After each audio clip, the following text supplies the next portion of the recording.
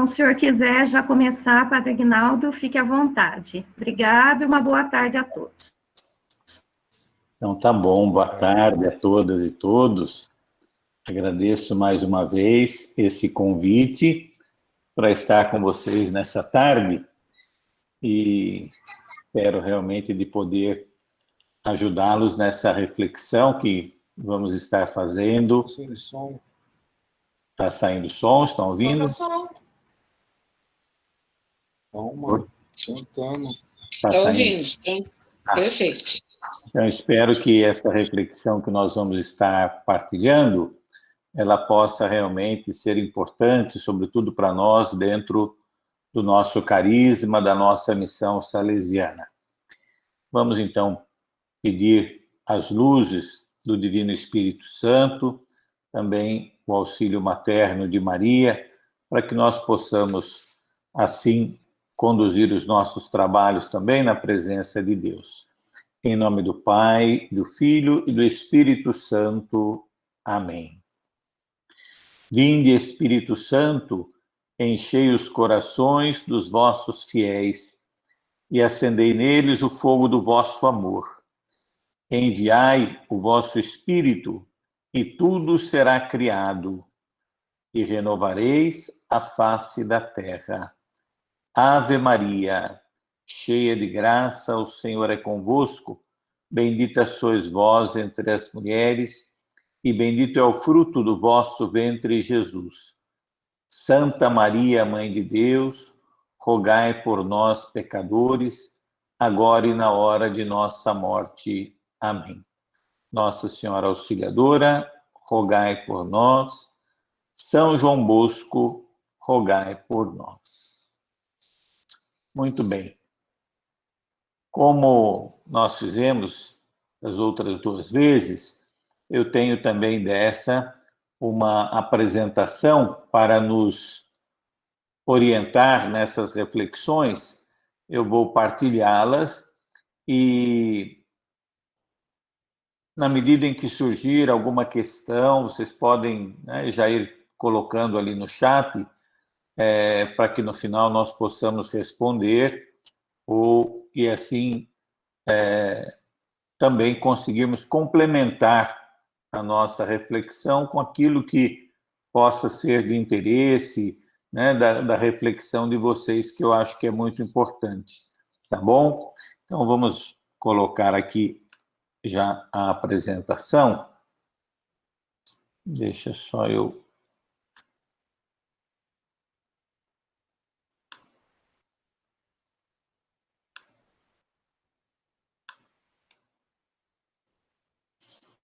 Muito bem. Então, iniciamos mais essa formação no âmbito da família salesiana, né, para a Associação das Salesianas e Salesianos Cooperadores. O tema que nos foi proposto é esse da violência e juventude. Na verdade, é um tema bastante amplo e, inicialmente, até quando conversei com a Cristina, com o Marcelo, nós estávamos ali vivendo aquele momento da questão daquela menina de 10 anos, violentada, né, pelo pai, pelo padrasto, e toda aquela polêmica que se criou ali ao redor. Então, pensávamos também sobre essa questão, e ela deverá ser trazida depois com uma reflexão também, acredito, muito interessante, que será desenvolvida pelo padre Ronaldo Zacarias. Hoje nós vamos procurar focar um pouco nessa linha da violência e das questões que envolvem a juventude. Essa temática ela está sendo objeto de reflexão, de estudo, tem até um caderno a respeito, dentro da ação social da Rede Salesiana Brasil. E lá nós identificamos esse tema com essa expressão que está aí, socioeducativo de resultados. Com isso nós queremos dizer o quê? Né? Que nós queremos, precisamos, devemos fazer uma ação educativa que prepare os nossos adolescentes, jovens, as nossas crianças para a vida em sociedade, mas que seja uma ação com resultados, ou seja, que de fato ela tenha eficácia naquilo que é proposto, sobretudo olhando para essa dimensão, que é uma dimensão muito difícil das relações sociais e que hoje tem sido marcada na nossa sociedade pela questão da violência. E é sobre isso, então, que nós vamos refletir, e esse tema, como ele está colocado aí, socioeducativo de resultados, é a forma como nós o identificamos na Rede Salesiana Brasil, na dimensão da ação social. Algumas questões, então, para iniciarmos essa nossa conversa. Tá? Por que nós trouxemos esse compromisso para o contexto da ação social salesiana? Nós trouxemos outros sobre garantia de direitos, sobre sistema preventivo, sobre família, né? E mais um particularmente importante para nós é esse da violência. E aí tem algumas coisas que dizem para nós o porquê desse tema dentro da ação social. Primeiramente, nós somos educadores de jovens, isso era muito claro para Dom Bosco, né? E também Mazzarello, de que nós não somos serviço social, não somos para resolver outras questões, né, que são talvez de uma dimensão mais social, mas fazemos tudo isso, mas temos a clareza de que somos educadores de jovens. E Dom Bosco, quando se refere ao problema da violência, ele teve essa percepção muito profunda e muito interessante de que a violência ela é deficiência educativa, é falha na condução dos processos educativos. Então, nós podemos fazer o que quiser, nos colocar segurança pública, mais policiamento, mais câmeras de vigilância, podemos fazer tantas coisas, mas nós só vamos resolver o problema da violência na medida em que nós trabalharmos a educação das nossas crianças, dos nossos adolescentes. Isso era muito claro para Dom Bosco. E se nós somos educadores, então não podemos estar distantes dessa temática, dessa questão, desse problema que está muito presente na nossa vida hoje. O tema da violência ele não é um tema isolado, né? Ou ele tem uma série de outros temas que vêm associados a ele.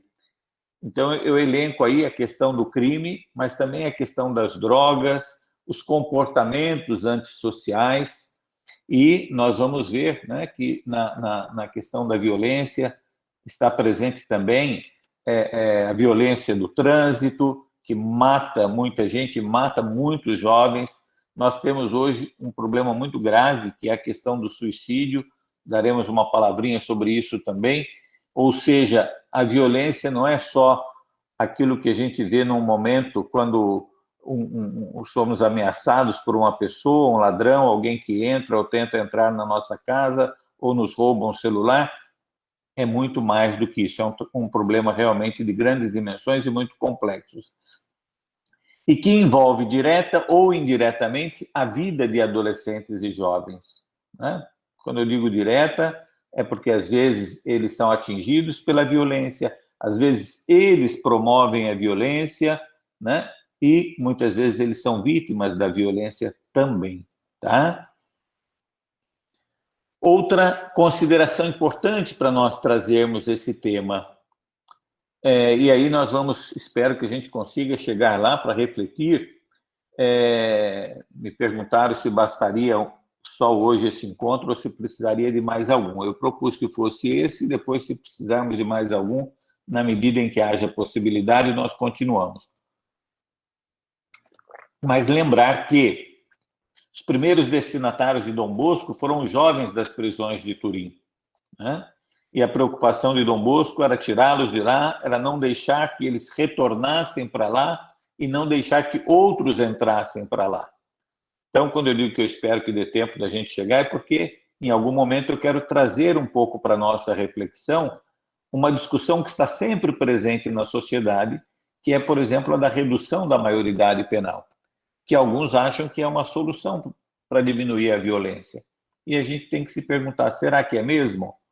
Né? O que está por trás disso? Como é que isso seria feito? Porque não é uma coisa muito clara, nem mesmo na cabeça de muitos religiosos consagrados salesianos, tá? Que acreditam também que isso possa ser uma solução. Precisamos inspirar a sociedade para que acredite nos jovens, mesmo nos mais difíceis. Nós lembramos essa frase de Dom Bosco, né, que em todo jovem é sempre um ponto acessível ao bem, e nós, como salesianos consagrados, vocês, como salesianos e salesianas cooperadores, são fermento na sociedade.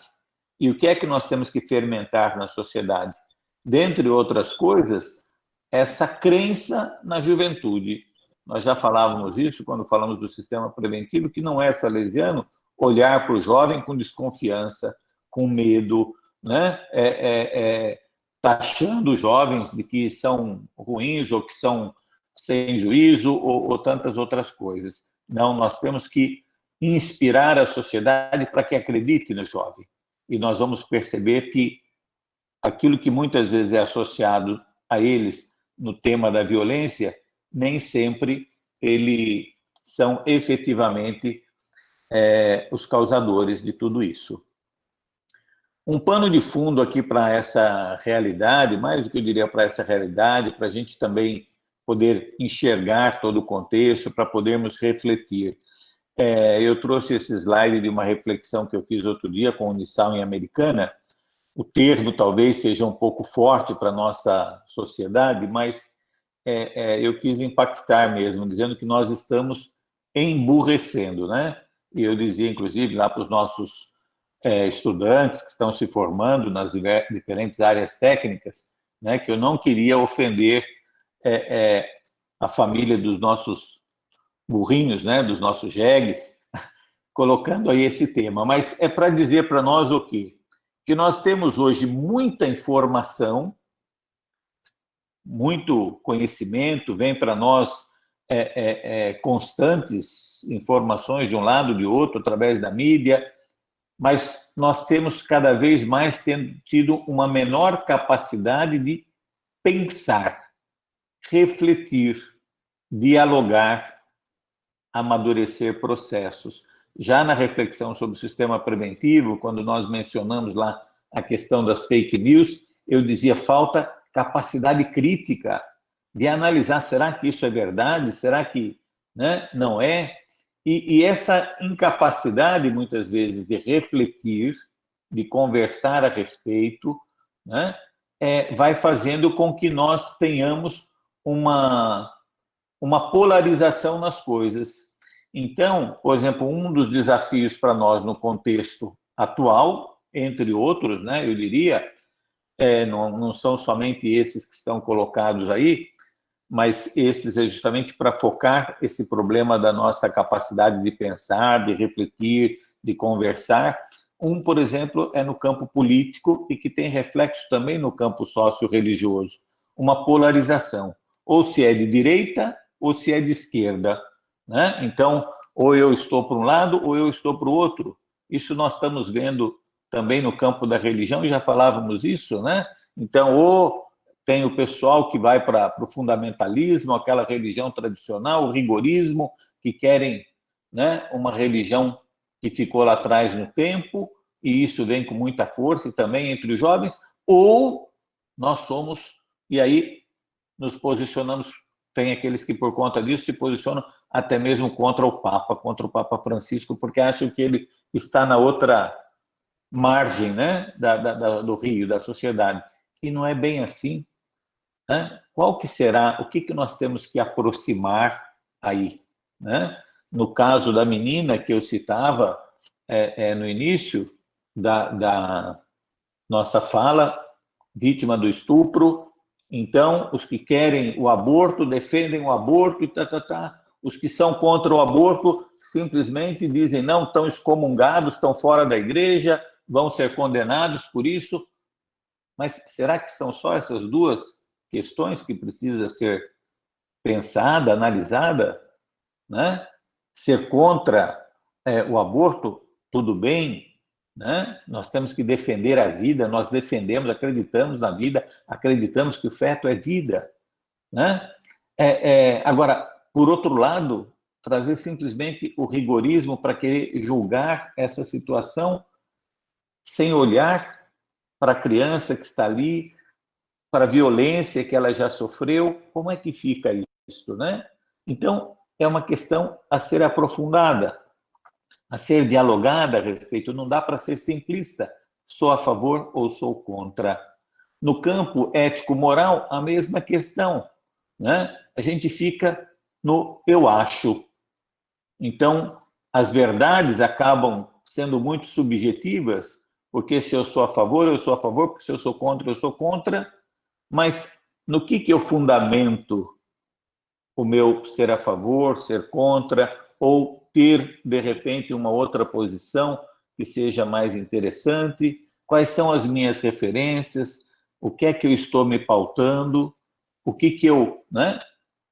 Vou trazer um outro tema polêmico aqui para a gente, só para jogar para vocês. As drogas. Eu sou contra. Eu sou a favor da liberação. Será que só tem essas duas posições? Ou será que há questões aí pelo meio que a gente precisa refletir, pensar, analisar com serenidade, né?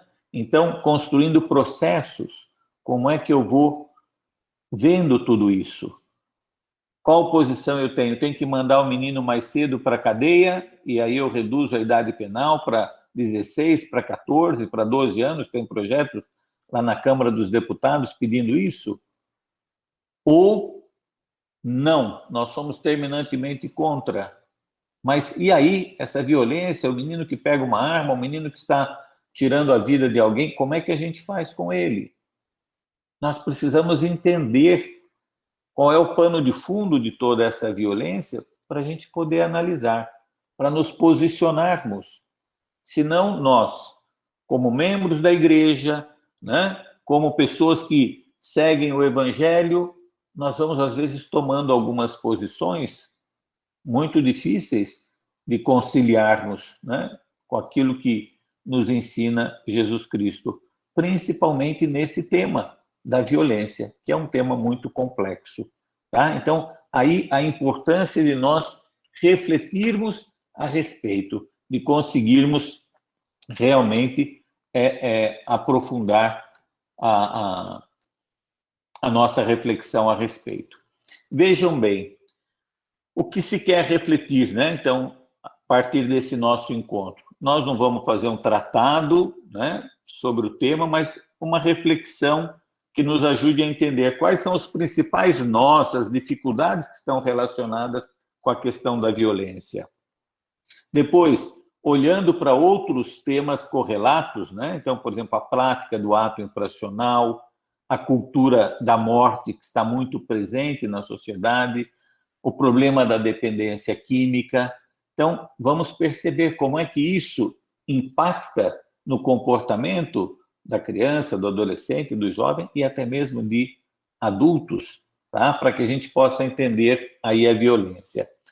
Ainda, vamos procurar indicar algumas pistas para aportarmos contribuição e colaboração para o enfrentamento do problema. Nós somos chamados a trabalhar isso com famílias, com a catequese, né? Nós somos lá dentro da igreja. Como é que nós conseguimos lidar, né, com essa questão? Então, é um desafio para nós. Sensibilizarmos enquanto família salesiana para nos comprometermos com os adolescentes, com a família, com a sociedade, com as instituições, na busca por soluções. Dom Bosco procurou responder a isso e nós precisamos também dar a nossa contribuição nos dias atuais.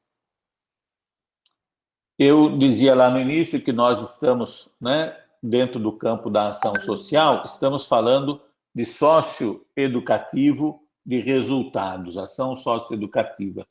Então, toda ação educativa que nos leve à superação da problemática.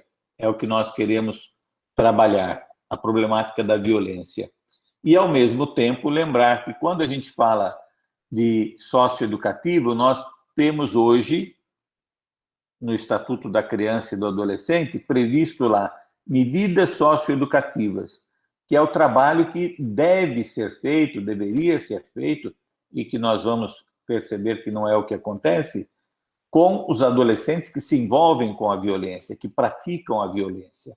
Então, seja uma coisa ou outra, a violência na sociedade, seja a violência envolvendo os jovens que praticam a violência, tudo isso é do nosso interesse e nós estamos procurando falar sobre isso. A grande questão importante para nós, por exemplo, quando a gente fala do sistema socioeducativo, nós estamos falando de um sistema que trabalha com os adolescentes que praticaram o ato infracional e que lida com o quê? Com as consequências. Depois que o menino praticou o ato infracional, então, o que nós vamos fazer com ele?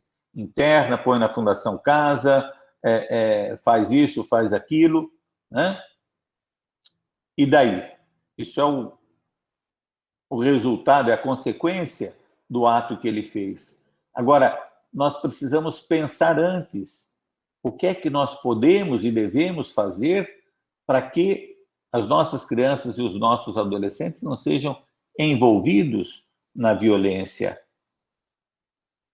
Como é que nós vamos superar essa cultura de morte que está tão forte hoje? E nós vamos ver como é que ela se apresenta, como é que nós podemos construir perspectivas de superação do problema através de ações preventivas. O método salesiano é o método preventivo, né? É a ação que previne e não que pune. Então, nós precisamos pensar, e pensar que isso pode nos atingir dentro das nossas famílias, não só com quem vem praticar uma violência contra nós, mas quantos das nossas crianças, adolescentes e jovens podem, sobrinhos, filhos, netos, podem de alguma forma ser atingidos por essa situação da violência que está colocada aí. A semana passada nós tivemos o filho de um colaborador nosso aqui, que na quinta-feira passada tentou o suicídio, tentou se enforcar. Precisou ser internado dentro do hospital, sendo acompanhados por psiquiatras, mas 2 vezes esse jovem, que acabou de completar 18 anos, tentou o suicídio. Aí um salesiano no hospital ficou sabendo que naqueles dias lá no hospital eles tinham atendido 3 jovens com tentativas de suicídio. Isso pode bater na nossa porta a qualquer momento, né?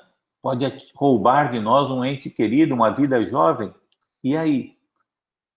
Como é que a gente previne isso? Como é que a gente trabalha essa questão da violência? Tá? Então, nós, como salesianos, temos que nos dedicar a pensar e olhar de uma forma salesiana todo esse trabalho feito com um adolescente que infracionou e que precisa ser trabalhado com condições dignas. Nós precisamos reafirmar que a superação da violência só pode acontecer a partir da educação. Não vamos nos iludir, né? Que armas mais potentes, que maior número de policiais vai resolver o problema da violência. Não vai, né? E que não queremos olhar só para as consequências, mas queremos olhar também para as causas. O que é que está provocando essa violência? Precisamos pensar antes na sociedade que está muito marcada, eu uso aí a palavra impregnada, né? Fortemente marcada pela violência e por essa cultura de morte, tá bom? E construirmos perspectivas da superação do problema através da ação preventiva. Isso colocado para as nossas obras sociais significa dizer, nós temos que ter uma atitude educativa, um trabalho educativo que não é só ensinar uma profissionalização, não é só fazer uma atividade para complementar o período que a criança está fora da escola para ela não ficar na rua.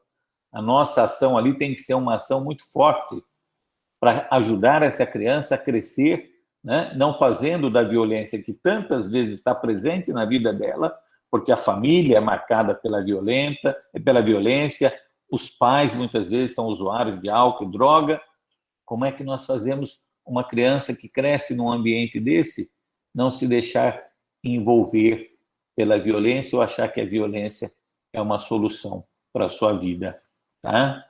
Vocês estão vendo aí várias fotos que vão aparecendo do lado, eu não estou falando delas por enquanto, mas no momento certo elas vão retornar para nós, para a gente fazer uma consideração a respeito, tá? Falei várias vezes aqui sobre cultura da morte, ou cultura de violência e morte. Do que é que nós estamos falando, tá bom? Então, na raiz do problema da violência está presente uma profunda falta de apreço pela vida. A vida deixa de ter valor. Quando um jovem busca o suicídio, é porque a vida para ele já não tem valor, não tem sentido. Quando alguém, para roubar um celular, tira a vida de uma pessoa, né, é porque a vida já não é tão importante. Quando as pessoas vão se acostumando com a ideia da morte, né? Então parece que 130 mil mortos pela pandemia já vai se tornando, né, uma coisa sem tanta importância, a ponto da nossa autoridade dizer assim: nós estamos já vencendo a pandemia. Como vencendo a pandemia? Com 130 mil mortos que o país está carregando, e ainda estamos tendo, né, 500, 600, 800 cada dia. Será que nós nos acostumamos com a ideia da morte? Ela se torna algo muito relativo para nós, tá? Aqui uma frase desse jornalista, Mark Kaufman, já de algum tempo atrás, é um jornalista do Washington Post, que ele dizia assim: milhares de quilômetros separam os traumatizados jovens refugiados de Kosovo, né, das crianças americanas, expostas à violência e a outras experiências dolorosas, né? Entre duas nações que estão distantes uma da outra, né, tem, porém, em comum o quê? Né? Uma marcada pela guerra, a outra pela violência urbana, mas são duas experiências dolorosas que aproximam emocionalmente esses dois grupos. Então, a distância talvez não é tão grande assim. Quando a gente fala de guerra, pensamos na guerra do Oriente Médio, né? Ou pensamos, sei lá, em outras guerras passadas, a guerra do Vietnã. Nós dizendo assim, nós não temos guerra. Será que não temos guerra? A guerra do Morro do Rio de Janeiro, a guerra do tráfico, as guerras do crime organizado, matam muitas vezes mais do que essas outras guerras. Estão atingindo, né, a vida das nossas crianças, e parece que a guerra é algo que está muito longe de nós. Não está tão longe assim. É isso que o jornalista quer dizer. Ainda dentro dessa ideia da cultura de violência e morte, nós temos um modelo cultural que naturaliza a violência e nós vamos expondo as novas gerações para essa violência. A violência se torna tão natural na rua, na escola, na mídia, que ela parece que não cria mais impacto. É algo natural, faz parte do cotidiano. E nós vamos ver como é que isso se reflete, sobretudo quando mencionarmos ali a questão da mídia, né? Vivemos uma guerra velada que mata um número de pessoas maior do que em muitos campos de batalha que estão esparramados aí pelo mundo. Essa nossa guerra urbana. tá? Mas ela parece que já não nos atinge tanto, ou não nos preocupa às vezes tanto, ou assim, nos amedronta, mas vai também se tornando natural. E aí nós temos que pensar, nós com mais idade, que vivemos em um tempo em que a violência não era dessa forma, então isso causa impacto para nós. Agora, como é que é essa mesma violência para uma criança que nasce, cresce vendo e assistindo isso cotidianamente? Vejam que interessante essa questão que é colocada aí para nós e que mostra a nossa incoerência, né?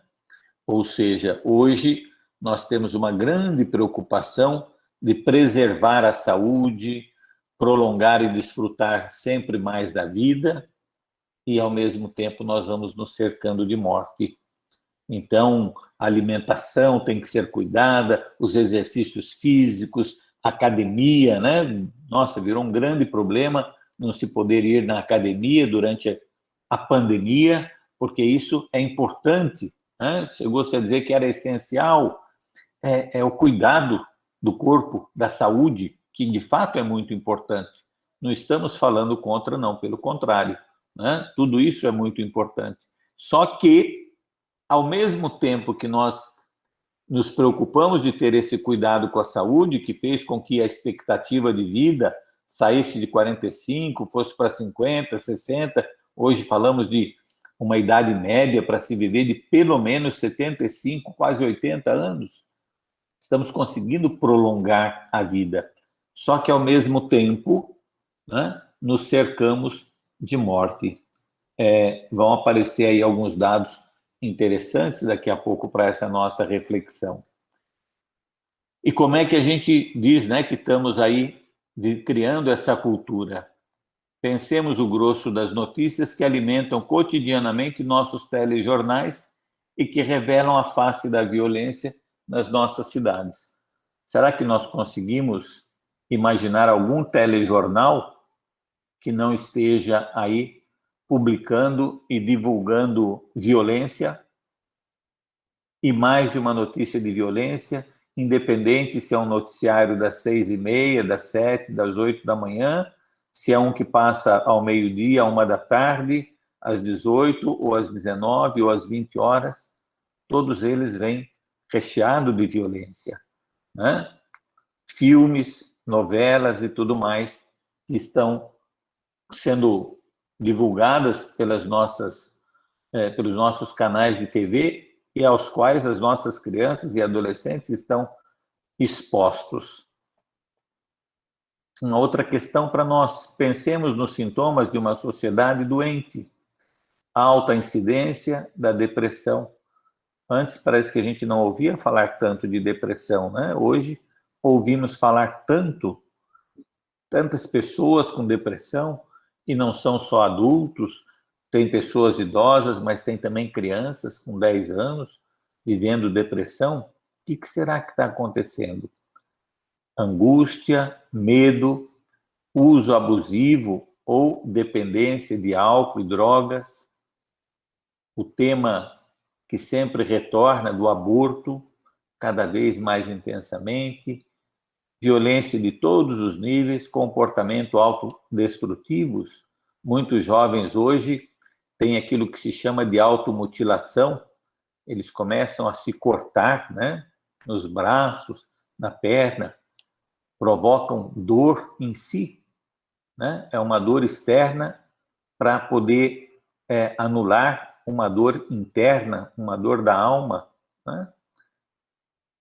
Constantemente ouvimos falar de chacinas e já mencionamos aqui hoje várias vezes a questão do suicídio. Olha aqui alguns números para a gente pensar. Podemos dizer assim, puxa, mas o padre só está despejando aqui violência, violência, violência, e daí? O que fazemos com tudo isso, né? Eu acho que assim, o intuito primeiro é mostrar a gravidade do problema e o quanto ele é complexo, para que a gente possa justamente não imaginar que nós vamos ter soluções fáceis. E como é que nós podemos nos colocar como parte da solução desses problemas. né? Pensando justamente depois a ótica da educação. Suicídios aumentam e o Brasil registra um caso a cada 46 minutos. Então, quando nós estivermos terminando a nossa formação, já houve mais um suicídio e já terá outro a caminho, tá? É a segunda principal causa de morte de jovens entre 15 e 29 anos. Então, vamos pensar que nós temos um grande número de mortes no trânsito, nós temos um grande número de mortes por arma de fogo, mas a segunda principal causa, por doenças, naturalmente, mas a segunda causa principal é o suicídio. E, por incrível que pareça, isso chegou, inclusive, às comunidades indígenas, 15,2 suicídios de jovens indígenas para cada 100 mil. É um número alto, né? Eu fui visitar comunidades indígenas na Amazônia, 2017, 2018, e 2017 nós chegamos numa comunidade em maio, na Páscoa, um casal de adolescentes de 16 anos tinham se suicidado, e ele, filho do chefe ali da tribo dos Rúpidas, lá no interior da floresta amazônica.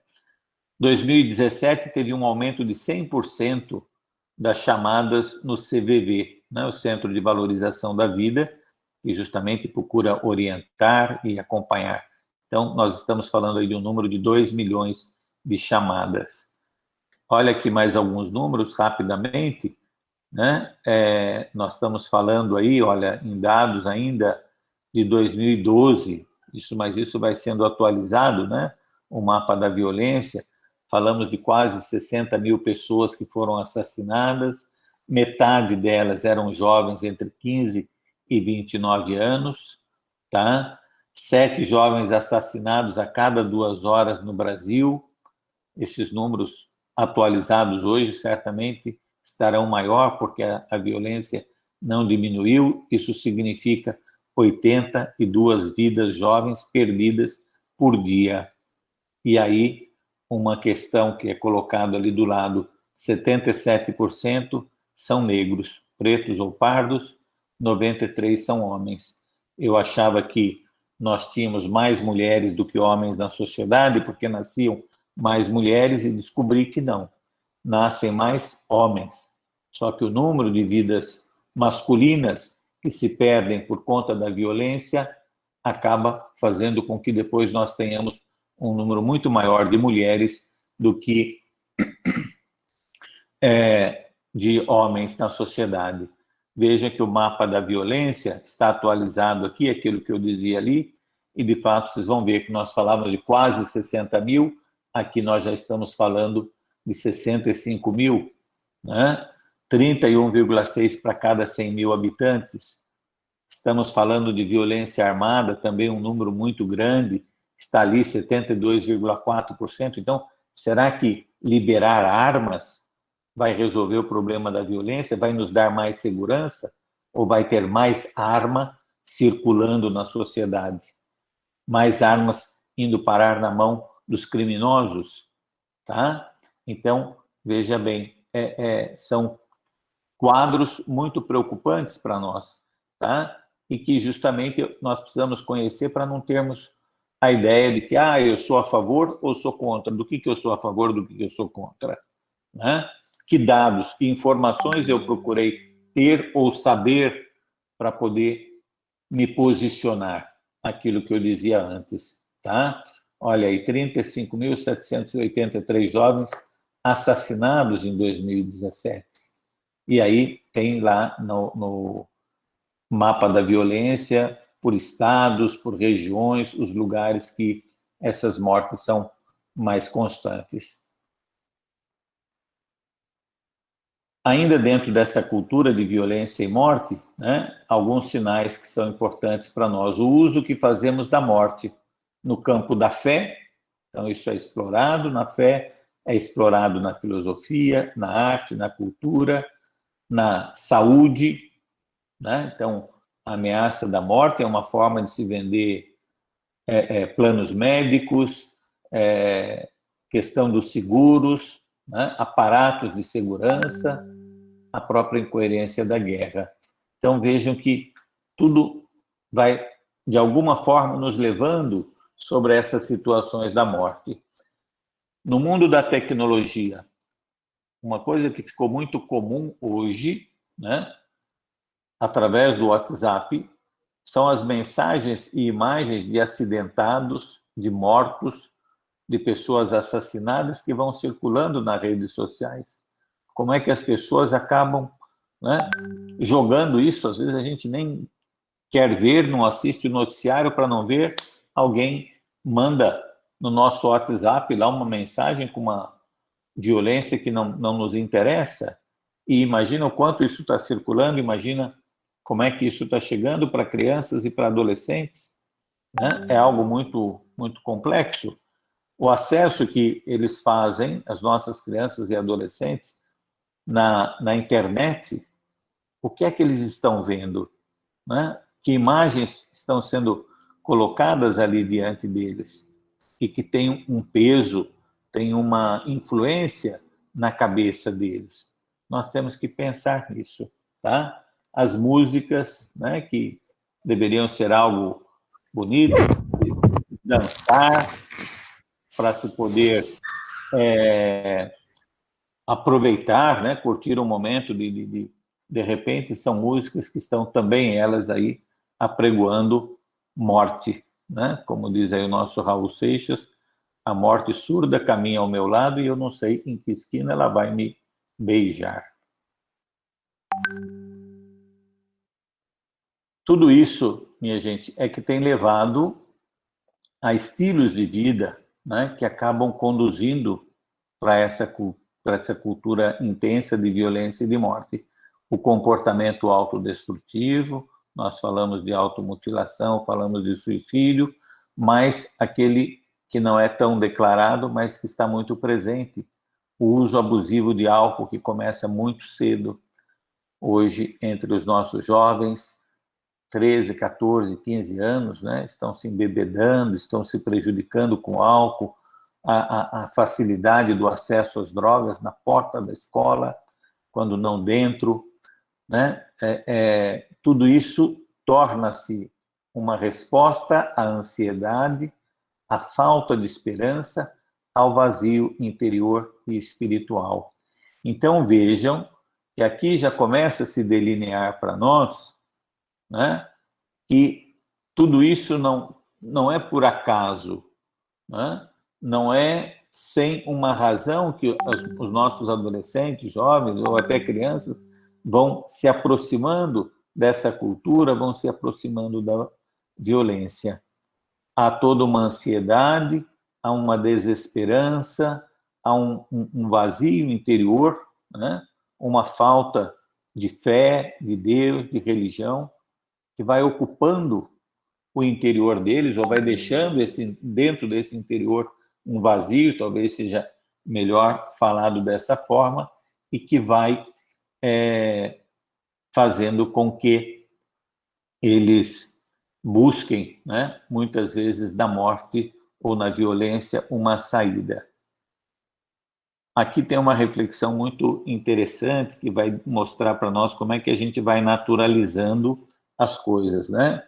Nós já falamos que nós temos uma guerra urbana e o comércio de armas é que vai ajudando a promover essa guerra humana. Armas que às vezes matam soldados, policiais, matam também civis, às vezes matam culpados, criminosos, mas tantas vezes nós temos assistido aí que elas têm tirado vidas inocentes. E com isso a guerra urbana vai se estabelecendo. Aqui que eu quero mostrar para vocês algo assim, como é que a gente vai naturalizando as coisas, né? Quando a gente era criança, eu era criança, imagino que a grande maioria de nós, né? Se alguém dissesse assim, olha aqui uma bala perdida, né? Nós pensaríamos imediatamente num caramelo que alguém comprou na cantina da escola ou trouxe, né? E deixou cair do bolso e ó, que alegria, achei uma bala ali no chão, né? Hoje, se a gente fala para uma criança de bala perdida, o que é que eles pensam? Né?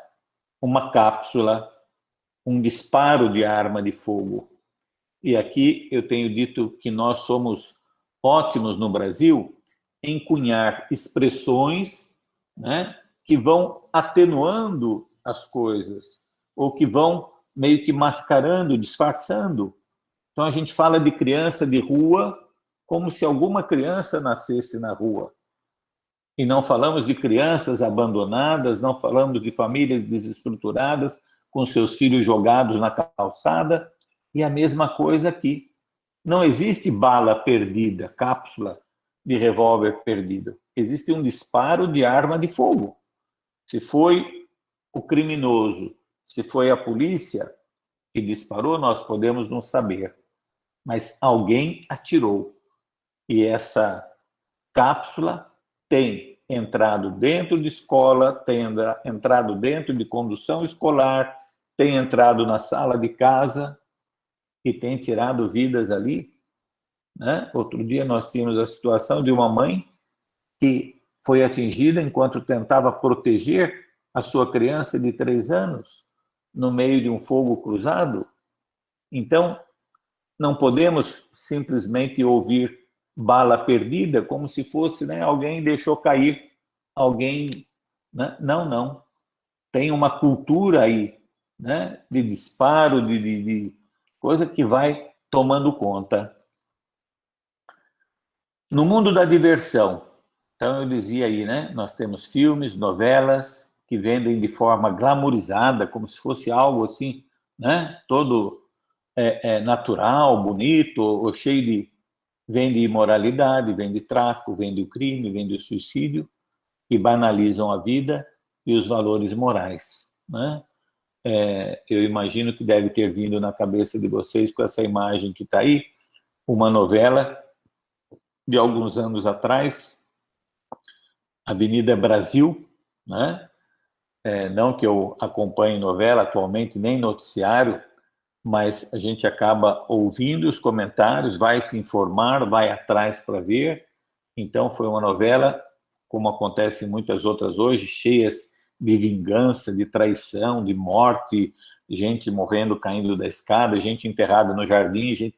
Quer dizer, coisas absurdas, né? E que passam em horários que ainda tem criança na sala. Computador, televisão, noticiários, novelas, sites educam os filhos por mais tempo que os pais. Apelam para a fantasia das crianças e a sede de violência dos adultos. Os nossos noticiários são noticiários cheios de notícia de violência porque, no fim, é isso que a população quer consumir. Então, se eu, televisão, não fizer um noticiário cheio de violência, vão assistir outro canal. Se eu fizer uma TV só com coisas boas, né, vão assistir outro canal. Para quem eu vou vender as minhas propagandas? É um desafio e nós sabemos que é assim. Pergunta se uma TV cultura, uma TV educativa, ou mesmo uma rede de TV católica, se ela consegue ter os índices de audiência de quem está vendendo porcaria, que vai enchendo a mente da criança.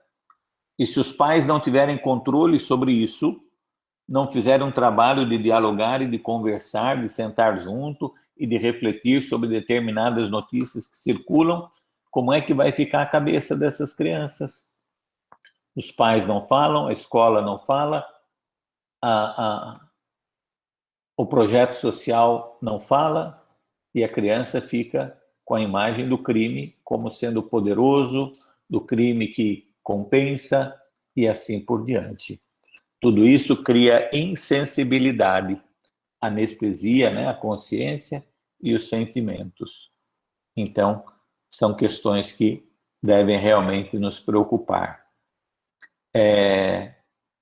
Uma outra coisa, o mundo da diversão. Videogames, tem jogos de morte, né, Mortal Kombat. Na internet, as nossas crianças, os nossos adolescentes hoje estão destruindo, atirando para matar adversários que estão do outro lado, na outra ponta do jogo, que eles nem conhecem. E tirar vidas vira uma forma prazerosa, né, de brincar. Nós criamos assassinos virtuais.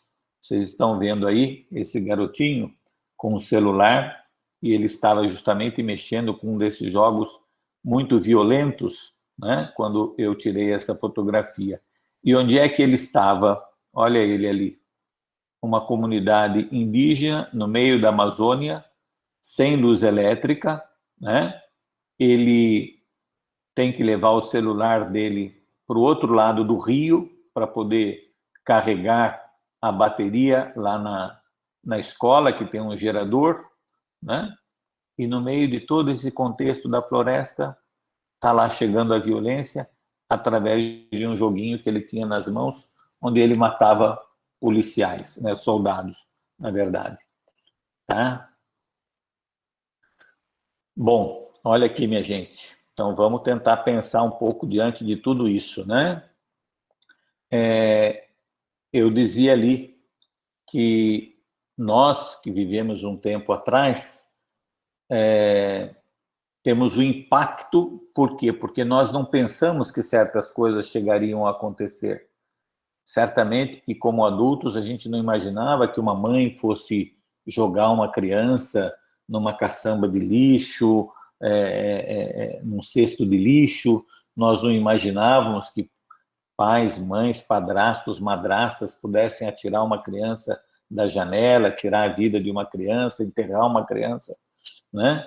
Como nós vimos lá no Sul, algum tempo atrás, e pessoas de formação, não estamos falando de gente que não tem nenhuma cultura, estamos falando de gente com estudo, com formação, com poder aquisitivo, né? Então, isso causa impacto porque nós não imaginávamos isso há algum tempo atrás. Agora, e essas novas gerações que estão convivendo com essa violência? Nascem, crescem assistindo, vivenciando e se divertindo com inúmeras facetas da violência, né? Com situações muito ruins que eu coloco aí embaixo, né? O crime violento, catástrofes naturais,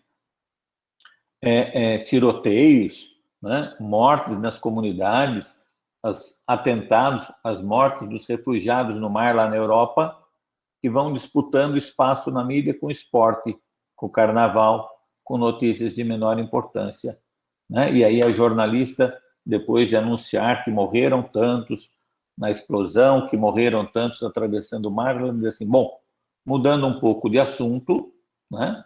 E o mudando um pouco de assunto é falar do resultado do futebol. Então, o impacto, onde é que está? Não há, né, uma reflexão para dizer para nós como é que nós vamos superar isso através, né, de determinados cuidados, de determinada valorização da pessoa humana. E aí, quando eu digo para vocês que nós, como salesianos, salesianas, não podemos simplesmente nos deixar levar pelo preconceito contra as novas gerações, é por essa razão que está colocada aí do lado, nesse pensamento de Bertold Brecht. Ele diz o que para nós? Do rio que tudo arrasta, a gente diz que o rio é violento, as águas são violentas, mas ninguém diz violentas as margens que o comprimem. Se não tivéssemos essas margens, certamente que as cataratas do Iguaçu formariam aí um rio muito lento, muito tranquilo, caudaloso. A hora que tem as margens, né, eu tenho as cascatas, eu tenho a água que vem com força e que aí ela vai provocando destruição, vai levando tudo. Se a nossa geração de crianças e adolescentes estão cercados de todo esse contexto grave, dramático de violência que nós vimos aí, vimos refletindo, é claro que eles vão, né, de alguma forma se envolver, de alguma forma reproduzir, de alguma forma estar levando isso adiante. Isso significa que os jovens queiram a violência, gostem da violência, que eles queiram essa cultura de morte? Não. A violência e a morte são estranhas ao mundo juvenil. Os jovens trazem em si a ânsia pela vida, uma cultura de festa, de alegria, relacionamentos, sonhos, planos sempre novos, desejo de participação e aí por diante, descobrir coisas novas.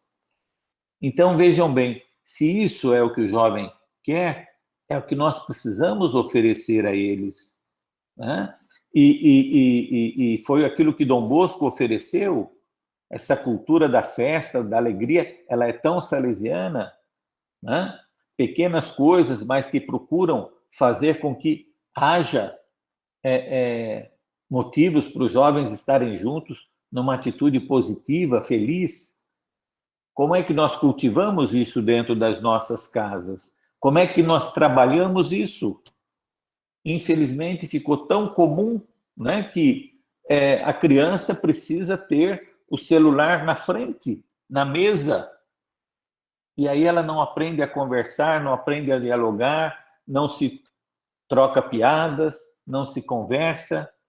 Nós temos vivido momentos tão felizes aqui na nossa comunidade que, sem a normal correria, né, que a gente normalmente tem para poder resolver as coisas e os problemas nesse período de pandemia, e eu espero que isso agora continue, né, nós temos conseguido, um pouco depois do almoço, mas sobretudo depois do jantar, estar ali 20 minutos, meia hora, às vezes mais, conversando, contando piada, brincando. Ah, somos adultos? Claro, somos adultos, é verdade, né? Para o adulto isso é mais fácil, mas se houver um clima de alegria, um clima leve dentro de casa, também os pequenos vão se acostumando, né? Fazer festas de família, que sejam festas alegres, que reúna, né, primos, sobrinhos, filhos, para momentos. Nós precisamos criar, saber criar esses momentos, para que eles aprendam a gostar de estar juntos, de conversarem, esquecerem um pouco, né, o celular, esquecer o videogame e sentir o prazer. Isso se aprende no lar. Se não aprender aí, eles não vão fazer, não vão aprender na rua, não vão aprender na escola, tá? O jovem cultua a morte ou é a morte que ronda a vida do jovem? Eu acho que tudo aquilo que nós fomos falando até aqui, né, já deu para a gente ter uma resposta para isso. Acredita-se que adolescentes e jovens de um tempo eram melhores que os atuais, ou, no mínimo, diferentes. Não é verdade? A gente diz assim, mas no meu tempo, não. Lá, as crianças, os adolescentes ou os jovens eram melhores. Nós éramos melhores. Eles hoje é que não são bons, né? Aí eu digo para vocês o seguinte, as características da adolescência, ser adolescente, com tudo aquilo que faz parte dessa terminologia, dessa etapa de desenvolvimento da criança, é igual desde o tempo de Adão e Eva, né, na Idade Média, Romeu e Julieta está ali, né, até os dias de hoje. É próprio do adolescente ter medo e insegurança, ele acha que ele sabe tudo, ele vive de sonho, de fantasia, é impulsivo, primeiro ele faz, depois que ele pensa, ele é rebelde, né? Quer mudar o mundo, quer fazer com que o mundo seja do jeito dele, é uma etapa onde o corpo vai se transformando. Nós vivemos isso. Hoje eles vivem isso. Nossos avós viveram isso, né? Então, não é a adolescência, a etapa da juventude que mudou, não são os jovens que mudaram. O que mudou é justamente o que está ao redor deles, né? Mais do que aderir, do que buscar uma cultura de morte, ele acaba se deixando envolver por essa banalização da vida que nós falávamos antes. E aí a morte acaba sendo um acidente, quer dizer, eu não estava querendo morrer, mas eu faço coisas que podem me levar à morte, né? Certos esportes radicais hoje, o que são, na verdade, né? Vivenciar experiências que levam ou podem levar à morte se torna uma forma de viver, representa o risco, aventura, adrenalina.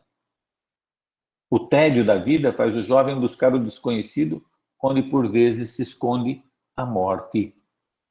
Temos que ter isso presente para sabermos como é que a gente vai dialogar com as crianças que estão na catequese, com aqueles que estão se preparando para a crisma, né? Como é que a gente pode trabalhar essas questões?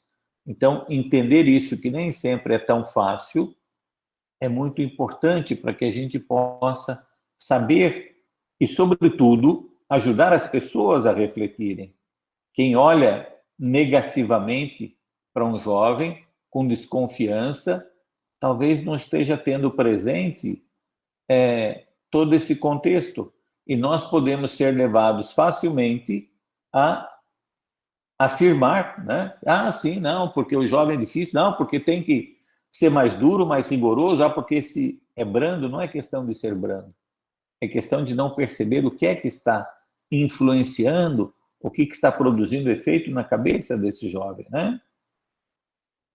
O imaginário popular, olha ali vai chegar um pouco agora para nós algumas questões ligadas aí à nossa pedagogia salesiana. O tempo está acabando, vou usar mais 2 minutinhos aqui, e aí eu vou parando para a gente poder dialogar e conversar.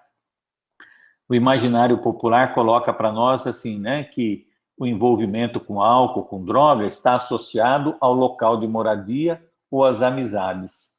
Né? Então, porque mora na favela, mora no morro, ou anda com pessoas erradas, tem amigos que usam, então por isso que eles estão usando, e não é verdade. Tem jovens que têm amigos que são usuários, mas eles não usam, porque eles estão bem, não sentem a necessidade. Tem gente que mora em condomínio fechado e está usando droga, e quem mora na favela não são todos que usam. Então, peraí, será que o problema é o lugar? Será que é a condição econômica? Será que são as amizades? Aí eu digo ali, olha, há fatores físicos, psicológicos, psiquiátricos que levam à depressão e ao uso abusivo de álcool, droga, mas há também fatores ligados à educação, à forma de educar. E esses aí estão ao alcance dos educadores, dos pais, dos professores. Os fatores físicos, psicológicos, psiquiátricos, precisa de um profissional da saúde. Nós não temos como interferir aí, mas nós temos como interferir na forma como eles são educados. Então, veja aí algumas questões importantes, né? E aí nós vamos perceber que o sistema preventivo dá resposta para tudo isso. Dificuldade de lidar com limite, com frustrações, dificuldade de lidar com sentimentos por não sentir-se suficientemente amado, falta de valores morais e espirituais para alicerçar escolhas e prioridades. O tripé do sistema preventivo dá resposta. A dificuldade de lidar com o limite, que está lá em cima, com a frustração, a razão, ela ajuda, que é um do tripé do sistema preventivo, né? Um dos tripés. Quando diz por que não pode fazer, por que não vai fazer, por que não é a hora, não agora, não vai, não pode, não tem. Os pais precisam saber dar limites, ajudar a criança a conviver com regras, com disciplina, né? Então, isso é muito importante. Eu gosto sempre de falar disso quando acabo de celebrar um batizado. Tem 2, 3 minutos finais lá que eu vou dizer para os pais como é que eles vão educar esses filhos, né? Com essas 3 regrinhas. E isso parece que marca mais do que toda a celebração. Dizer, aprendam a dizer não, mas com motivação. O porquê. Não basta dizer não porque eu não quero, não porque eu mando. Isso não resolve. A razão do sistema preventivo é dar as motivações, e aí eles conseguem lidar com o limite e com a frustração. Não é dar coisas, dizia Dom Bosco, né? Não adianta dar tênis de marca, roupa de marca, celular, iPad, iPhone e não sei mais o que. Precisa dar afeto. E o que é que diz para nós Dom Bosco? Não basta amar, precisam perceber que são amados. Os pais se matam de trabalhar 12, 14, 16 horas para dar coisas, mas não dão tempo, não dão atenção, não brincam, não conversam, não dialogam, não abraçam, não beijam. Se eu não dou o afeto, eu vou ter medo de dar limite. Por quê? Porque eu acho que se eu der limite, eles vão ficar frustrados, eles vão ficar, né, revoltados. E não é verdade. A criança sabe quando nós temos razão, o adolescente sabe quando nós estamos certos, se eles confiam em nós, e eles confiam quando tem afeto, quando tem amor. Valores morais e espirituais, a religião, que é o outro tripé do sistema preventivo, amor, razão, religião, é o tripé que vai fazer entender, né, que tem valores na vida, que não é a roupa que eu uso, o tênis, né, que eu tenho, ou o tipo de eletrônico que eu tenho. O valor está em ser honesto, em ser bom, em ser amoroso, em ser respeitoso. Vocês devem estar ouvindo aí uns foguetórios. É a polícia e os nossos usuários de crack aqui em volta do liceu entrando em ação. Faz parte do nosso cotidiano. Mas eu vou terminar, olha aqui. Aqui nós entraríamos agora numa outra parte para falar um pouquinho da questão do Estatuto da Criança e do Adolescente, que é muito importante para nós essa perspectiva, para que a gente não diga que ele só tem direitos e não tem deveres, nós estamos somente deixando eles fazerem o que quer. Não é a lei que está fazendo isso, né? O que está fazendo isso é, muitas vezes, a própria família, quando não vai estabelecendo as regras, quando não vai dando afeto, quando não vai motivando para que façam a coisa certa. Então, vejam bem, o cenário é complexo, as soluções não são fáceis, a solução tem que partir da educação, e a educação ela precisa se apoiar naquilo que nós recebemos como herança de Dom Bosco: afeto, razão, religião, valores espirituais, valores morais. Então, nós temos aí elementos importantes para que a gente possa saber como enfrentar toda essa complexa realidade da violência. Eu trouxe até aqui a nossa reflexão. Há muitas outras coisas ainda importantes para a gente falar, mas eu creio que dentro daquilo que estava previsto para hoje, nós podemos parar aqui e depois nós vamos ter agora esse tempo para perguntas. Eu posso aprofundar, quem sabe, algum outro aspecto que tenha ficado para trás. A gente agradece, padre, por toda essa reflexão. E temos aí muitas perguntas, muitas pessoas agradecendo o Senhor. E, bom, uma delas, a Maria Florentina, ela perguntou se o senhor vai disponibilizar esse material para a gente, para poder, Sim. assim... Sim? Então, tá bom. Depois, ótimo. Vocês estão ouvindo esse comentário todo aí? Então, né? Sim. Desculpa, não tenho o que fazer. Nós convivemos com eles, infelizmente. Tristeza, né? A Marisa, de Sorocaba, ela diz assim, ela fez um comentário: como salesianos cooperadores, temos inicialmente que nos preocupar com a pessoa do adolescente, e então trabalhar o ato infernal, sua reparação e resocialização. O senhor gostaria de alguma coisa?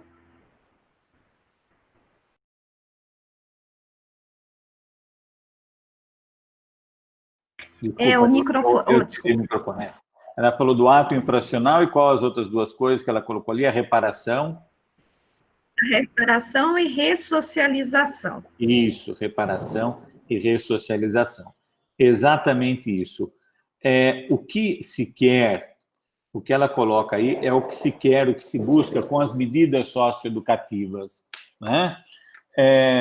A perspectiva, muitas vezes, com que age o governo, age o Estado, é uma perspectiva muito de repressão, punição, achando que, com isso, nós vamos conseguir mudar. E não mudamos. Eu gosto de dizer assim que, se o jovem é tratado como bandido, ele se comporta como bandido. É fácil para ele se adaptar. Ele está lá numa condição de criminoso, ele vai se comportar. A lei, ela não busca ser branda. O que ela faz é buscar criar as possibilidades para essa a ação que foi lembrado aí, não ouvi o nome da pessoa que falou, mas da reparação, que o jovem perceba que ele errou e que ele busque reparar o mal que ele fez, que ele possa ser redirecionado socialmente. O crime também socializa. O crime oferece para ele aquilo que muitas vezes a sociedade não oferece: valor, respeito, dignidade, dentro do crime, dentro de uma coisa ruim. Mas nós conseguimos oferecer, como sociedade, o criminoso acolhe. A escola bota o dedo no nariz dele quando ele faz alguma coisa e quer tirá-lo para fora. Percebe? Então, nós vivemos essa dificuldade. Agora, a pergunta ela é importante justamente para dizer para nós, e é isso que eu quero aprofundar numa próxima conversa, se eu tiver a oportunidade, de que o problema não é a lei. Não adianta nós mudarmos a lei e continuarmos sem cumprir a lei, porque a lei não está sendo cumprida, né? Então, o que nós precisamos é fazer com que a lei saia do papel e entre em prática. Agora, o que está colocado ali, que, por sinal, tem uma grande influência da pastoral do menor, tem uma grande influência salesiana através da irmã Maria do Rosário e do irmão Mesquita e outros salesianos que atuaram quando o estatuto foi redigido, né? Tem uma perspectiva salesiana. Eu termino a resposta aqui dizendo isso, que eu fui participar de um debate sobre redução da maioridade penal no Rio de Janeiro, com juízes, promotores, um desembargador, e a minha fala, eu foquei toda na resposta que o sistema preventivo oferece para essa discussão da redução da maioridade penal. Que, como disse, não é simplesmente dizer a favor ou contra. Nós temos que ter, né, mecanismos de mostrar onde é que está o problema. E quando eu mostrei toda a ótica do sistema preventivo, eu tive a satisfação de ouvir de um juiz que estava comigo na mesa, dizendo assim: é a primeira fala interessante, inteligente que eu ouço sobre esse tema. Porque, a partir daquilo que está na lei, apresentava perspectivas que são perspectivas salesianas, né? Então, nós temos algo a contribuir, algo a oferecer. Por isso que é importante essa nossa reflexão, porque somente com a consciência, com o conhecimento, o estudo dessa problemática é que nós vamos poder colaborar, né, e dar respostas pertinentes. Ótimo. Para não perder esse fiozinho que o senhor já disse, nós temos a data do dia 26, poderia alterar, e se o senhor disponibilidade da gente continuar isso também no dia 26. 26 de setembro. Tá bom, vamos marcar. Isso, Dias. Tenho paciência para ouvir o Padre Aguinaldo. Então tá ótimo para a gente aprofundar, então, mais esse tema, né? Tá bom. Aí, quem sabe a gente ótimo. Nessa perguntas que não forem respondidas hoje para poder, né, o pessoal ter resposta. Isso. Não fica só problema. Com certeza. Isso. A Cris, de Lorena, aproveitando toda essa perspectiva, ela diz que a educação assume um papel vital em nossa sociedade. Sim. É aquilo que nós falamos, né?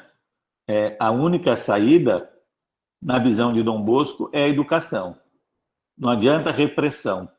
Nós lembramos quando houve a intervenção no Rio de Janeiro, antes do atual governo, né, ainda naquele período da gestão Temer, que foi exército para a rua, Polícia Federal, etc. e tal, não mudou absolutamente nada, né, do contexto do Rio. Os problemas continuaram. Então, mostra que, assim, não é a força, não é mais armas, não são mais policiais que vão solucionar. O caminho passa através da educação, né? E claro, outras transformações que envolvem família, envolvem mídia, envolvem sociedade, mas que também aí brota a partir da educação. Temos que ter pessoas diferentes para termos uma sociedade melhor. Obrigada.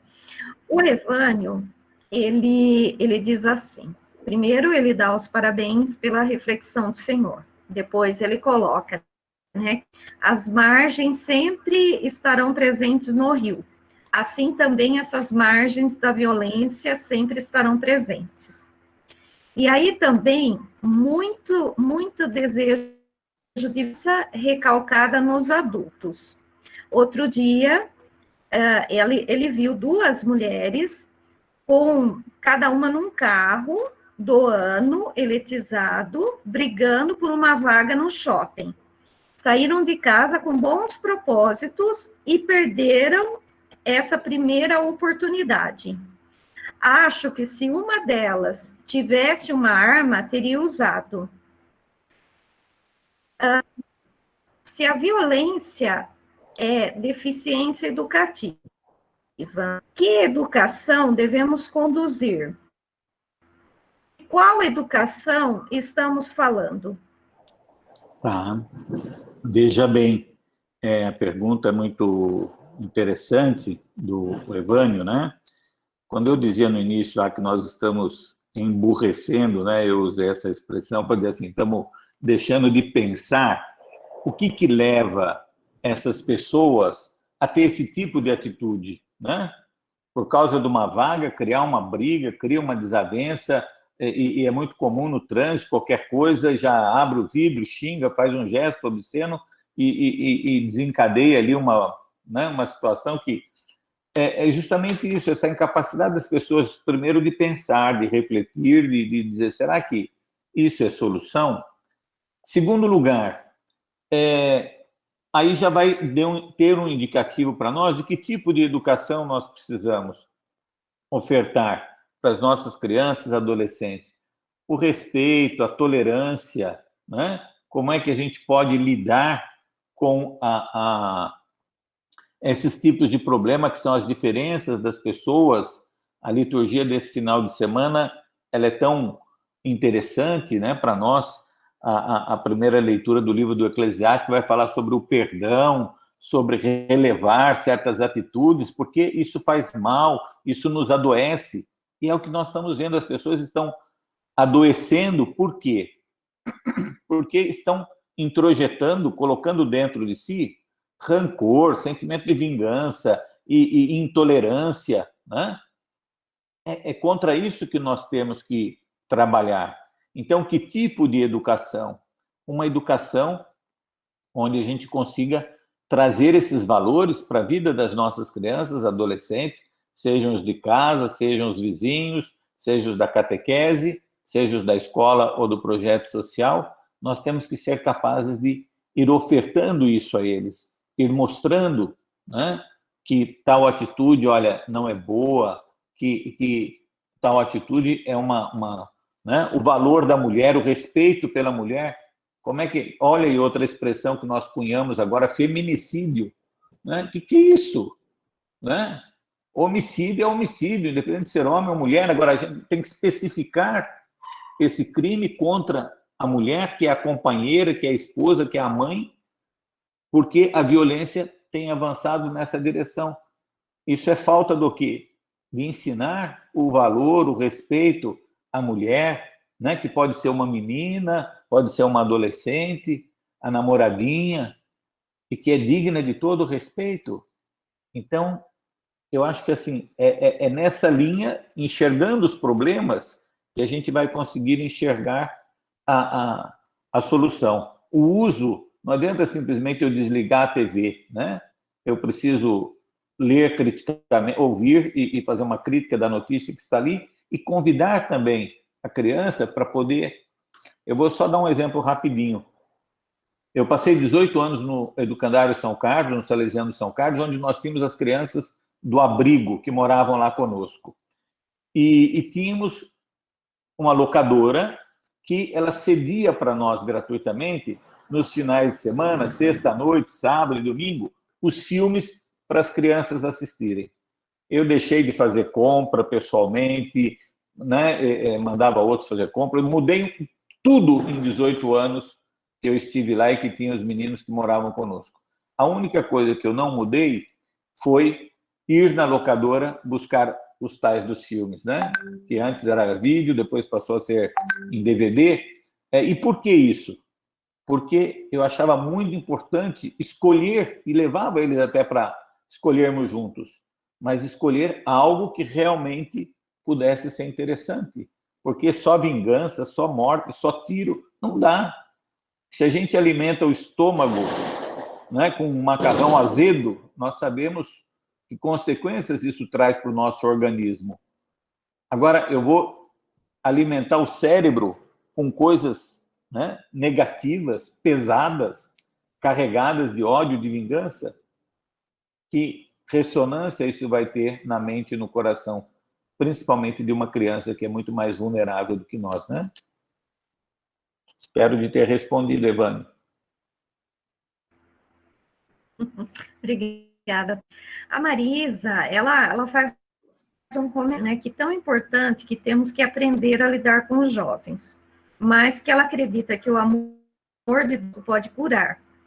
E ela acredita também que conversar e principalmente ouvir o jovem, o adolescente, a criança, que é uma ação conjunta de amor e de ação. E ela faz um trabalho na periferia, por isso que ela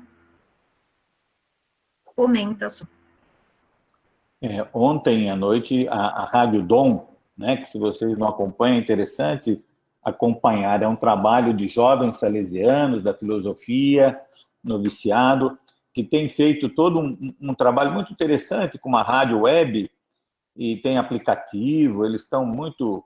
Tem toda uma parte religiosa, mas traz debates muito salesianos. E ontem o debate foi justamente dentro do Setembro Amarelo, de enfrentamento ao suicídio, falava-se justamente do suicídio juvenil, na perspectiva salesiana, tinha lá uma psicóloga, o padre Roque e outros, e uma coisa que foi falada repetidamente, que nós temos que aprender a ouvir, né?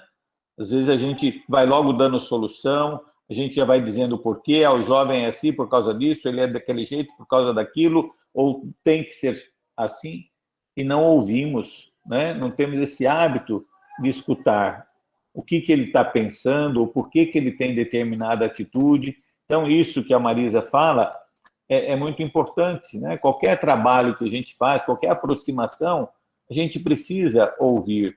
Se a gente parte já de saída de que ele está errado, de que aquele comportamento é inaceitável, nossa, mãe,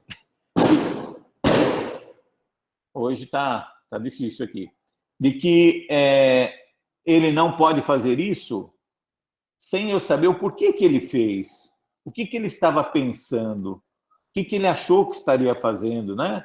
O jovem, o adolescente, até a mesma criança. Nós precisamos aprender a ouvir, né? Claro, depois nós vamos colocar o nosso ponto de vista, nós vamos dialogar, nós vamos mostrar uma outra realidade, mas eu preciso primeiro entender de onde ele está partindo, né?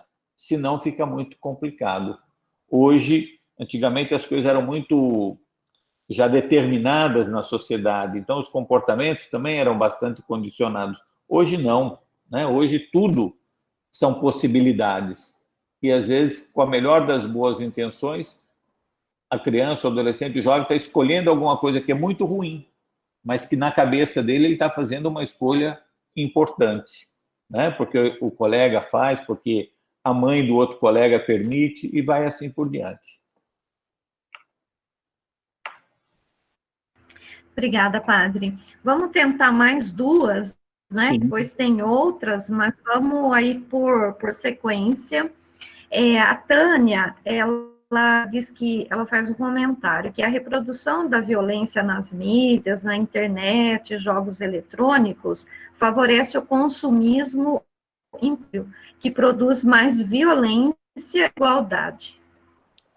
Sim, nós vamos falar sobre isso depois, na continuidade, mas eu chamo a atenção dizendo o seguinte, justamente quando eu falava que a outra parte do tripé salesiano é a espiritualidade, os valores, né, morais, religiosos, justamente para dizer assim, olha, nós precisamos ensinar a criança de que tem tanta gente que está de terno e gravata, e é um bandido, está roubando a saúde pública, está roubando a educação, não é verdade? Ou está cometendo outros crimes, que está lesando pessoas. Então, não é a roupa que define. E aí, quantas vezes a gente vê cenas de pobres, necessitados, miseráveis, que acham uma carteira com dinheiro e vão lá procurar devolver, e vão procurar, né, como fazer chegar até a pessoa, lá o funcionário do metrô, que teria sido para ele mais do que o salário dele, 2, 3 vezes aquilo que ele achou, mas que ele quer fazer chegar para a pessoa que perdeu, né? Então, o que isso mostra para nós? Que o valor está na pessoa, não é na roupa que ela usa, não é naquilo que ela calça, não é na qualidade do celular que ela tem na mão. Isso nós precisamos ensinar e mostrar para as nossas crianças. Agora, eu só consigo ter essas referências de valores quando eu tenho para mim que a dimensão espiritual, a dimensão religiosa, que as virtudes são valores. Senão, o capitalismo impera, o consumismo impera, né? E aí eu quero consumir, eu quero sempre coisas, né? E coisas caras, para achar que aquilo vai me dar felicidade, e na verdade não dá. Obrigada, padre. O Agostinho, eu acho que ele é de Manaus, ou Campo Grande, não me lembro, que deve ser de Manaus. Ele diz assim: aqui, fogos de artifício não manifestam a alegria das festas, mas quando uma facção recebe drogas ou quando morre um traficante da gangue rival. E isso vai ficando. Triste situação. Como ser portadores da esperança?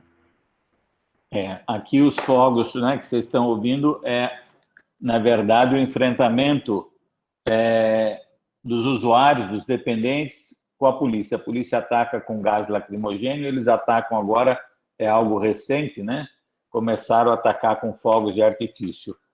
E que está sendo alimentado por alguém, porque eles não têm recurso para isso, né? Então, certamente deve vir do traficante, daqueles que querem promover essa briga aí dentro, né?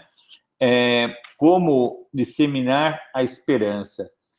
Eu acredito que a saída que nós temos na educação é a vivência, né?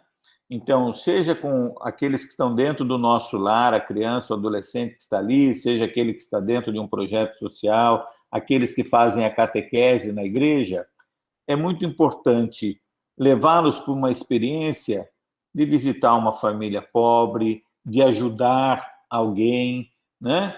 De fazer uma ação voluntária. Por que nós temos intensificado tanto as semanas missionárias na inspetoria, por exemplo, que atinge hoje mais de 1.000 jovens? Porque com esses 1.000 nós conseguimos fazer um grande bem para aquelas famílias que nós vamos lá ao encontro delas por uma semana? Não. O que muda uma semana, né? Lá com oração, com brincadeira com a criançada, muda pouco, eu diria, na vida daquelas famílias. Faz bem, mas não é isso que vai mudar. Mas muda muito o coração e o pensamento do jovem que faz essa experiência. Então, ajudá-los a ter esse olhar, né, de cuidado. Às vezes dar uma esmola na rua é até um risco, ou vai ser mal usado, mas se eu souber, né, pegar aí o netinho, o filho, o sobrinho, e levá-lo para dizer, olha, vamos levar lá um saco de cimento para uma família que está construindo lá na periferia, que a gente às vezes nem conhece direito, mas que aquilo vai fazer a diferença. Olha, nós estamos cuidando da nossa casa, nós estamos reformando, estamos pintando, vamos ajudar alguém que precisa mais do que nós e que não tem, talvez. Então, eu acho que são formas de nós criarmos essa sensibilidade no coração, porque isso acaba dando prazer, dando satisfação, dando felicidade. O bem que se faz. A virtude é fazer o bem, né? Então, eu vou desenvolvendo virtude. E quando tem virtude, tem esperança. Obrigada, padre. Aí a Suzete, depois, ela faz um comentário da importância da família, de viver a alegria, né? Depois, aí na próxima aprofunda isso. A deusa fala do sistema preventivo, as respostas passam pelo sistema preventivo. A Regina Granja, que é lá de São Carlos, ela comenta de uma menina de um fato que é lá em São Carlos, né, que a menina de 9 anos foi testemunha do assassinato da avó pelo companheiro, né, e que devemos mudar essa cultura de violência à mulher. E a Marta de Araras, ela fala também dos ensinamentos, das virtudes, do amor, para a gente passar para os jovens, do ódio e do individualismo, dito que o senhor também vai tratar na próxima. Sim, sim. Eu aproveito para fazer uma saudação para a Gina, né, que não só é uma cooperadora, mas é uma daquelas meninas que cresceram ali no Salesiano São Carlos e que hoje atua na Secretaria de Ação de Promoção Social da cidade, faz um trabalho bonito, uma presença salesiana muito, muito bonita ali. Parabéns, Gina. E eu acredito que são todas questões que são colocadas aí, que são muito importantes, e realmente eu assumo com muito carinho de continuarmos no dia 26/9, e eu diria até de nós partirmos das perguntas que vão ficando. Se alguém mais tiver perguntas, por favor, direcione para a Cristina pode depois me repassar, e no dia 29 a gente começa a partir das perguntas, porque eu acho que é muito importante conversarmos a partir justamente dos questionamentos que foram saindo, né? O tempo é curto, mas a gente pode, dessa forma, ir ao encontro também aí da expectativa de vocês, daquilo que gostariam de saber de informação, gostariam de ouvir, daquilo que pode ajudá-los na atuação como salesianos, salesianas cooperadores, como pais, como catequistas, né? Como profissionais aí nas áreas onde atuam. Padre, então, assim, em nome de todos, em nome do Conselho, né, provincial do Estado de São Paulo, província de São Paulo, mas, assim, da consulta também, Região Brasil, dos salesianos cooperadores de todos os centros locais do Estado de São Paulo, Campo Grande, a Maria Florentina, enfim, são tantos. A gente quer agradecer ao Senhor por essa disponibilidade, e agora nós pedimos que o Senhor bênção final, e obrigada a todos.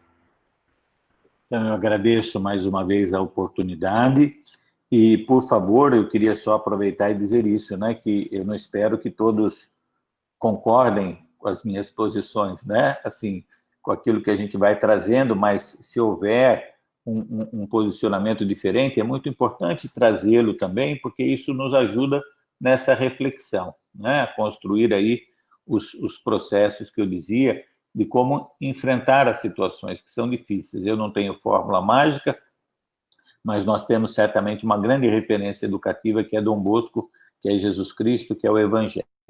Tá bom? Então, vamos agradecer por esse nosso encontro e, mais uma vez, nos colocarmos, todos nós, como salesianos, salesianas que somos, sobre a proteção e o cuidado da nossa Mãe Maria, para que ela nos anime, nos fortaleça, nos oriente, como ela fez com Dom Bosco, como fez com o próprio Filho Jesus. Debaixo de vossa proteção, nós nos refugiamos, ó Santa Mãe de Deus. Não desprezeis as nossas súplicas em nossas necessidades, mas livrai-nos sempre de todos os perigos, ó Virgem gloriosa e bendita. Maria Auxiliadora dos cristãos, rogai por nós. Sobre todos vocês, as famílias de vocês, desça, pela intercessão da Mãe Auxiliadora, a bênção do Deus de amor e misericórdia, esse Deus que é Pai, Filho e Espírito Santo. Amém. Um bom domingo, um domingo muito feliz, né? Muito abençoado para todos vocês. Muito obrigado pela atenção e pela paciência.